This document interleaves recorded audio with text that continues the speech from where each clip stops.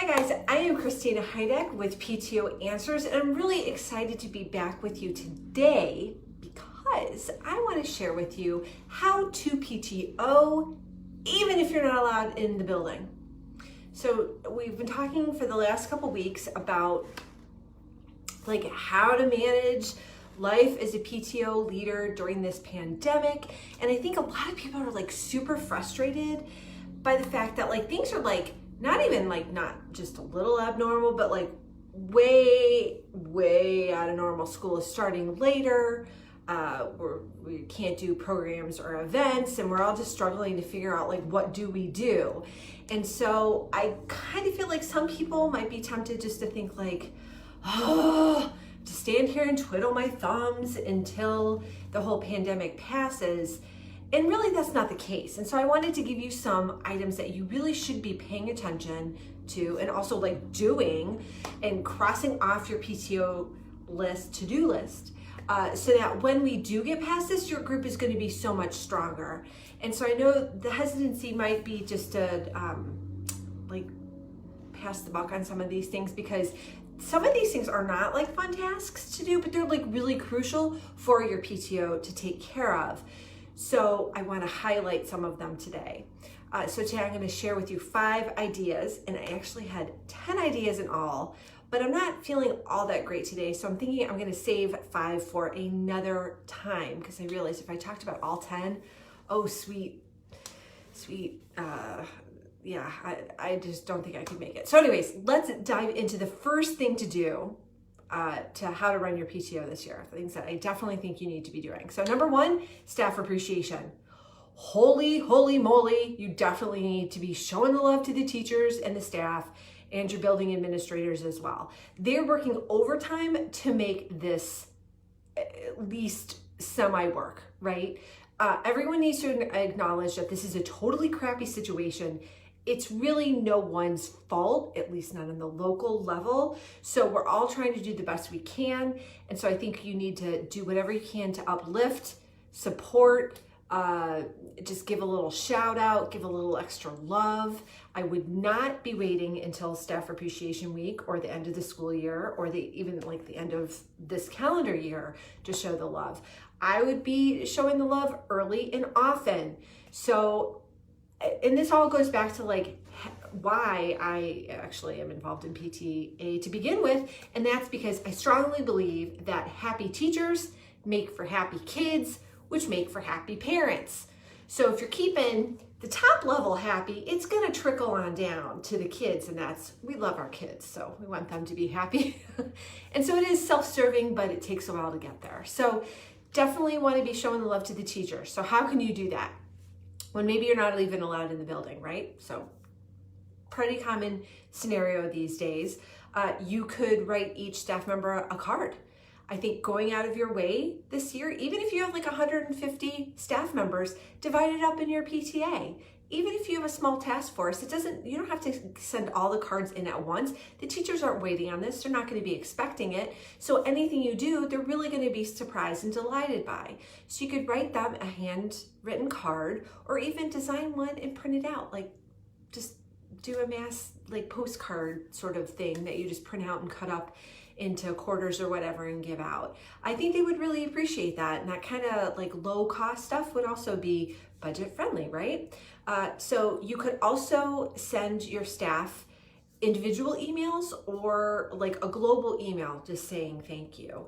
You could make them a video to say thank you, either of your kids or from the PTO, or just from parents generally. It doesn't have to be just PTO, it could be a PTO initiative that you start.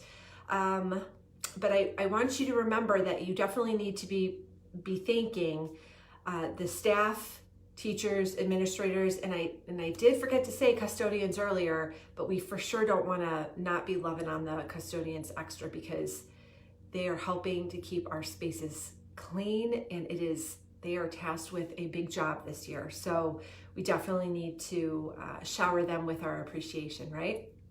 All right, so that's the first thing. And I'm gonna drop, when I get off, when I end this video, I'm gonna drop links that you need to know in the description. So if you want resources for any of these things, like I have an extensive teacher appreciation section in my shop for things that I think could be like, if you're not creative and you're looking for a solution, you're going to be able to find something in my shop, download it and print it out, and boom, you're done, right? So it just takes a little bit of time and not very much money either. So I'll be dropping those links later. All right, the second thing that I think you need to do in order, or that you could do, but I also highly recommend that you do, is to get your PTO organized. So I want you to get like your physical files organized as well as your digital files. This will help you so much in the long run. I can't tell you how many times I have thought, oh, we just like need to automate the system, or I wish there was a form for that. And I had to recreate it. And sometimes then when I got digging in the files, I actually found one and I was like, oh, well, I didn't even know we had this. So why don't you go ahead right now and eliminate that kind of stuff by getting everything in order, maybe going through all your files just to see what you have, and then you can help identify what gaps you have in order to fill those in. I have like a hair, sorry, that's like tickling my neck there. So I want you to set up, as much as I know there's the movement towards digital, and I fully embrace that because I think people have way too much paper in general, but there's something that you just can't replace, something about having something physical in front of you. So if you don't already have your officer binders or your leader binders set up, I think now is a great time to do that. And again, if you're wondering like what should go in those, I have officer kits that are already set up, and all you have to do is download them, print them out, and like fill in the sections using the dividers as a guide. So really helpful thing right there.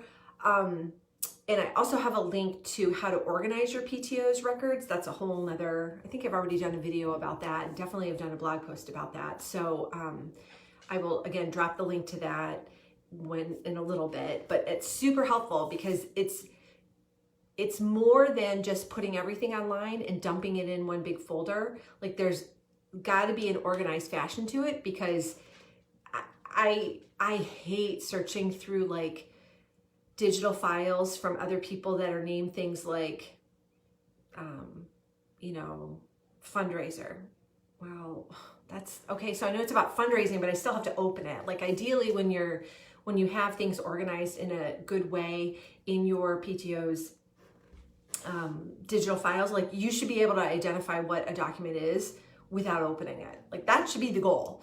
So I go through some of the ways to make that happen in that blog post. So I will sure link to it. I think it's ptoanswers.com, how to organize records or organize PTO records, something like that. If you can't wait, you can go to the blog and check it out there. All right, the third thing that you can do to PTO this year and to really benefit your group long term is to get your bylaws and standing rules in order. And this is a biggie. And this is one, like I had a meeting last night, and a PTA meeting, and I said, okay, who wants to help me like kind of get these in order? And here's what I heard. Tweet, tweet, crickets. That was my cricket noise. Absolutely heard crickets. Nobody wants to do it. It's a big pain. A lot of times they're written in a way that makes you feel like you don't even know what they're saying. If this is the case, go ahead and get my bylaws and standing rules made simple kit. It is the best $10 you will ever spend in your entire life, because it'll help you get this task done in no time. It walks you through the whole process of who needs to do what and when, of either writing up, like drafting your documents for the very first time or revising them. And then there's also a 19-page extensive template that you can use. So you can actually cut and paste. It's all right there for you. Makes it super simple. Highly recommend. All right, the next thing you can do as a PTO leader to set yourself up for success for next year, all while being really productive this year, is to put together a new family welcome packet, and also a new member welcome packet. So they could be the same thing. It kind of depends. Of course, members are going to need just like a little more information about when meetings are or what the next step is, because you don't want the end of the communication from your PTO to be like, okay, join, and then they do join, and then there's like nothing, right? You want to give them next steps. So this piece, it can go a really long way in boosting your parent involvement, because if you are a new family, not even to the district, but just to the school, there's so much that gets lost, because especially nowadays with things like, pretty sure nobody had like normal kindergarten orientation, where they came into the gymnasium and sat in front of the principal, and the PTA leaders came in and everybody kind of explained what life at the school was like. And so you really can put a lot of that into a packet and give people an insight to the school that they wouldn't otherwise get. Last year was my first year at the high school, because I now have a high schooler. He's a sophomore this year. And there were like so many things that I had to text my friends with older kids about, and was like, wait, so how does this happen?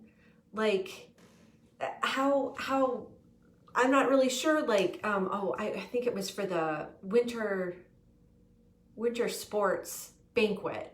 Yeah, I think because my son played hockey for the high school, and he was awarded a letter for the sport, which is really exciting for us. And I said to my friend, I go, okay, what does that mean? Like, does he get a pin, or is this every year, or how does this work? Because I just was new to the school. And so that kind of insider information that's not secret, but things that everybody just takes for granted, but a new person doesn't know and would appreciate knowing. If your PTO is the one explaining all of this in an easy to read document, like giving a packet like, hi, welcome to Bluestone Elementary. Here's everything you need to know that no one's going to tell you. Kind of like a what to expect when you're expecting, only less scary, kind of version. Like, that would be really helpful. But the problem with that is it takes a lot of time to come up with. Well, we are not busy running events. We're not busy doing programs. So now is the perfect time to get this monster project, which actually isn't that bad, especially if you use a tool that I'm about to tell you about. It isn't that bad. It just takes a little bit extra time, which we all actually have right now. So this is why I think it's a great thing to get crossed off your to-do list. Just like when you're doing your bylaws, the very first time you do something, so like the very first time that you're putting your bylaws together, it's going to take you a while, because the world is so full of possibilities. But when you get it narrowed down and you identify the things that you really need to address in your bylaws, then when it comes time to revise your bylaws, it's going to be a lot easier, and it's not going to be such a big task. Same thing goes with your new member or your new family welcome packets. The very first time you do it, you're gonna have to be like, oh my gosh, wait, what do I even need to put in that? And how am I gonna like get all that information together? But the next time you do it, it won't be as hard. So that's why I suggest doing it now when we have the time, so that in future years, you can just go back and revise it.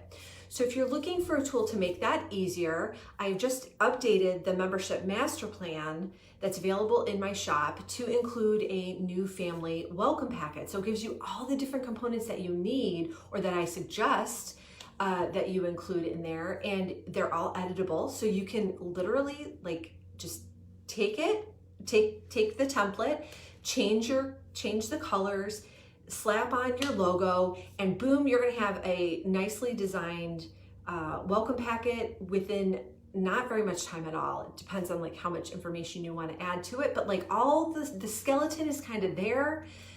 You just need to add on the components that you want to make it look like your very own version of a welcome packet. So again, I will link to that in the description when I hop off. All right, the last thing that I recommend you take a look at, or actually take care of this year as a PTO leader, is to go ahead and review your organizational structure as a PTO. So many people are always like, oh, what's your job description for XYZ? Well, now's the time, I think, to take a look at the different positions you have in your group to see if, one, you actually still need them. Sometimes, especially if you have like a big influx of volunteers, you will find that your PTO will expand to accommodate all of the people that are ready and willing to help.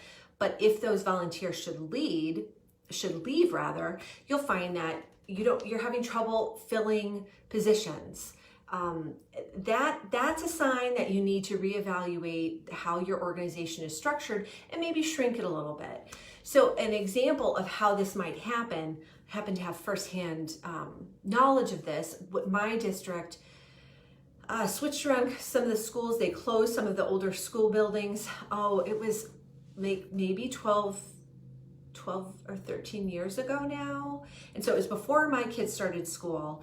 But when my oldest started kindergarten, there were like, you know how at every school there seems to be like a core of volunteers? Like no school has no volunteers, right? There's always, every school has some, maybe not a lot.